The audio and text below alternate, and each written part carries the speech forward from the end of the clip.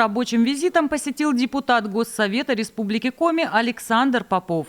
В рамках встречи с главой округа, руководителем администрации Владимиром Киселевым, он посетил ряд интинских объектов, где в течение лета проводились ремонтные работы. Первым делом делегация побывала на Интинском городском кладбище. Здесь установили мемориальную доску с указанием фамилий и инициалов интинцев, участников Великой Отечественной войны. Интинским краеведческим музеем проведена огромная поисковая работа. На сегодняшний день на ней вписаны 125 имен. Предполагается, что с появлением дополнительной информации данная доска будет пополняться новыми героями. На самом деле я считаю, что сегодня самое время, когда восстановление памяти, исторической памяти, восстановление имен тех людей, которые в разные времена защищали нашу Родину, приобретает совершенно новый и очень важный смысл. Мы должны знать и помнить свою историю, уважать ее, извлекать из нее уроки. А на фоне тех попыток переписать историю, которую сегодня от наших недругов мы повсеместно видим, эта мемориальная память приобретает другое звучание. Поэтому молодцы те, кто это придумал, молодцы, кто это сделал. И нужно, чтобы все похороненные на этом кладбище, все интинцы, которые в разное время участвовали в разных войнах и событиях, были увековечены, и чтобы мы могли поклониться им вот таких досок. От доски делегаты прошлись до храма Святой Троицы, где благоустраивается аллея героев в память о погибших в ходе специальной военной операции бойцах. На данный момент работы завершены. Здесь специалисты расчистили территорию, вырубили заросли деревьев, произвели отсыпку, установили специально сделанное на заказ ограждение со звездами и выложили тропинку между захоронениями. На эти работы из местного бюджета было выделено 1,5 миллиона рублей. В этом году мы обустраиваем аллея именно где у нас похоронены ребята, которые участвуют в СВО. Работы на сегодняшний день уже подходят к завершению. Конечно, облагораживать мы продолжим и будем делать. Еще мы сюда пришли, чтобы посмотреть мемориальную доску.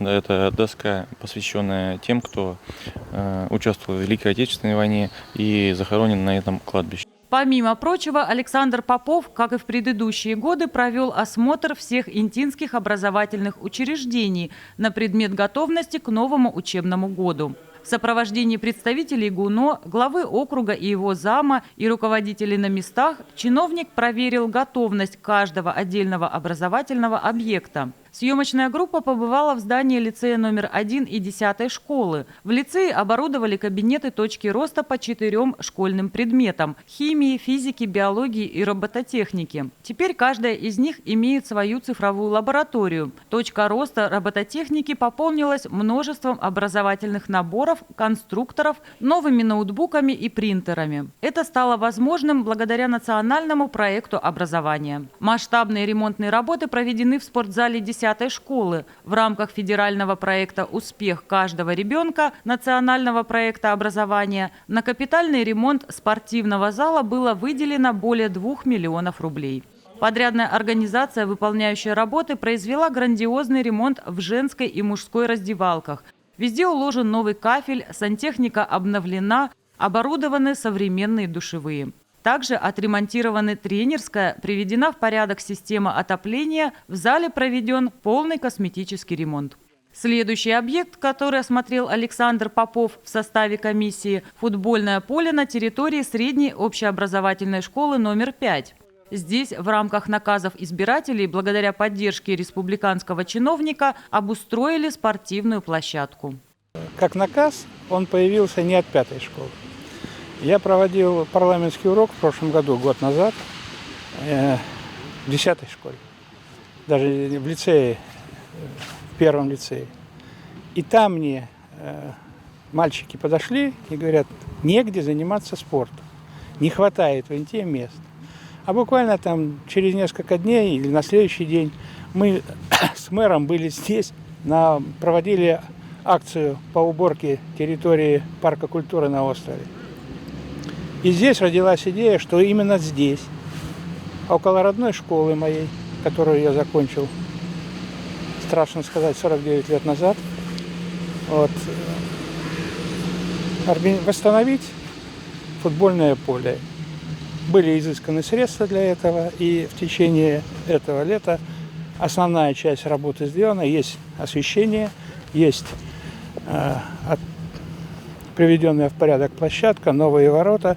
Но жизнь показывает, что это еще не совсем конец. Нужно сделать еще некоторые мероприятия, чтобы эта территория была общедоступная, чтобы школа была в безопасности и были в безопасности люди, которые здесь занимаются. Поэтому сейчас вместе с администрацией посмотрим, что и за счет чего сделать, чтобы этот объект был абсолютно пригодным для любого использования. На реализацию данного наказа заложено 2 миллиона 161 тысяча рублей. За лето здесь выкорчевали кочки, разровняли и отсыпали само поле, а также установили 3 новые опоры освещения по периметру и 2 прожектора на фасаде школы. Были заложены деньги на этот год по ремонту и устройству футбольного поля. То есть это получается устройство бордюров, отсыпка шлаком, трамбовка, устройство освещения. На данном этапе подрядчик готовит документы к сдаче, есть замечания, но они все будут устранены уже к оплате. Работы уже завершены. На следующий год, по словам мэра Инты, планируется провести работы по облагораживанию территории и оборудованию на поле специального покрытия. В ходе этой моей поездки посмотрели, как выполняются наказы избирателей, за которые мы ответственны. Мы посетили школы, 10-ю лицей, 3-ю гимназию, 5-ю школу, 8-ю школу. Мы посмотрели, как сделан стадион у 5-й школы. Мы обсудили, как выполняются другие наказы. Я был в детской библиотеке, где заменено половое покрытие. Вчера мы открыли выставку художников, которые работали в Инте, в Интинском районе на Кожиме, и написали много работ, которые сегодня можно уже посмотреть в городском музее. Поэтому, но еще завтра целый рабочий день. Мы планируем посмотреть объекты коммунального хозяйства, посмотреть оборудование, которое поступило в городскую больницу, и еще какие-то объекты посетить по времени. В рамках рабочего визита Александр Попов также посетил Республиканский Интинский дом-интернат для престарелых и инвалидов микрорайона Южный. Совсем недавно на территории учреждения, благодаря помощи чиновника, появился современный тренажерный комплекс. На поселке Южном мы посетили интернат для инвалидов и престарелых. У меня осталось хорошее впечатление. Видно, что там есть хозяйка, которую постояльцы, жители этого дома уважают, прислушиваются к ней. Не обошлось, конечно, без жалоб, но я думаю, что решение этих вопросов найдется. А самое главное, мы посмотрели на комплекс тренажеров, которые разработаны специально для людей с ограниченными возможностями, для инвалидов.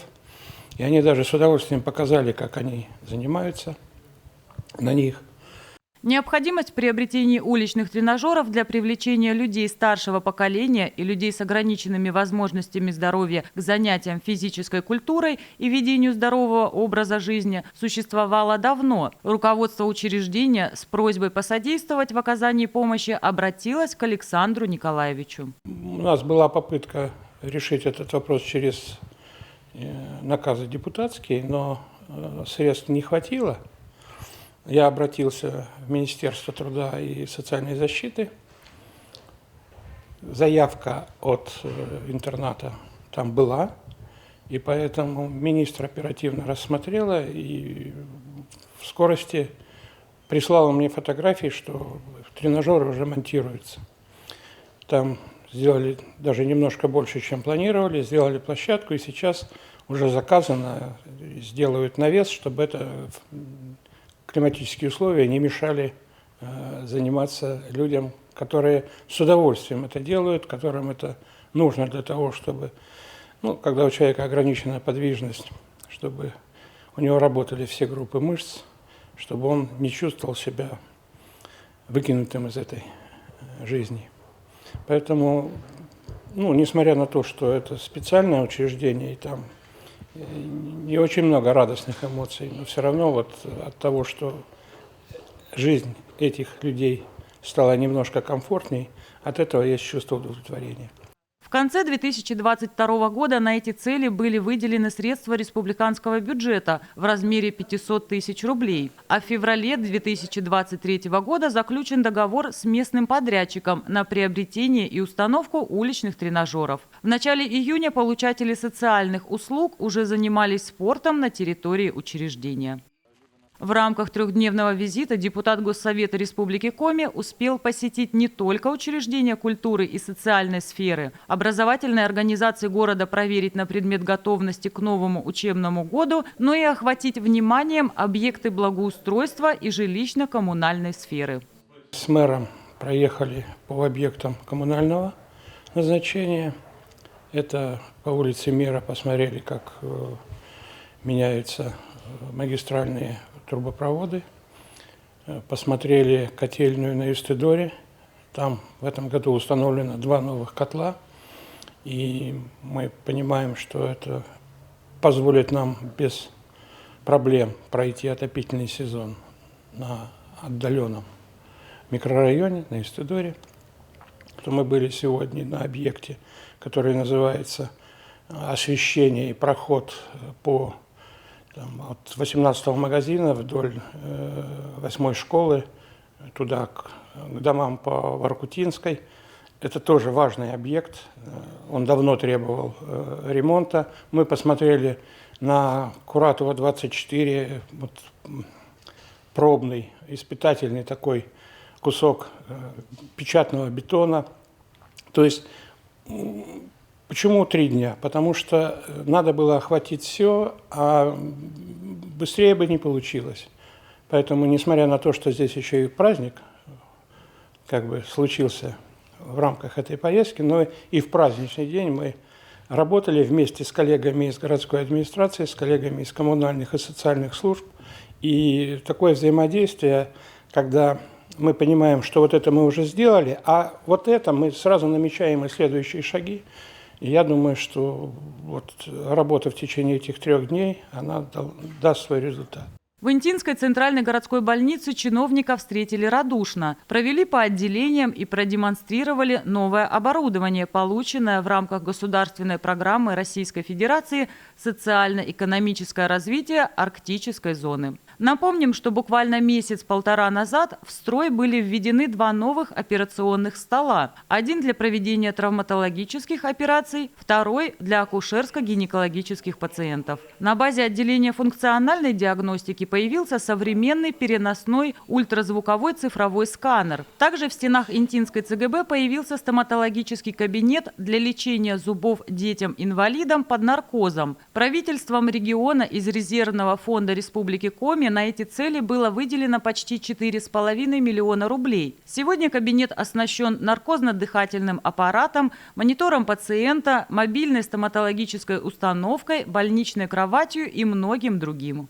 Главный врач показала нам оборудование, которое было получено по разным программам, по арктической программе в том числе. Это и ультразвуковые диагностические аппараты, это хирургические столы, это стоматология. В общем, большое вложение. Сейчас главное, чтобы все это было надежно смонтировано и начинало работать на благо здоровья интинцев, тех, которым нужно оказывать помощь. Думаю, что это все получится. Подводя итоги трехдневного визита, Александр Попов остался доволен результатом проделанной работы. Мне очень импонирует, что сегодня люди видят, что делается в городе для улучшения среды обитания, для общего комфорта проживания в Инте.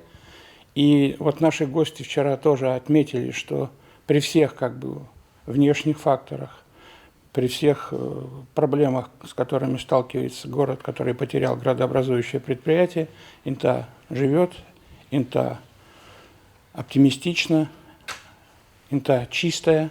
И это у людей со стороны вызывает уважение и даже какую-то такую здоровую зависть.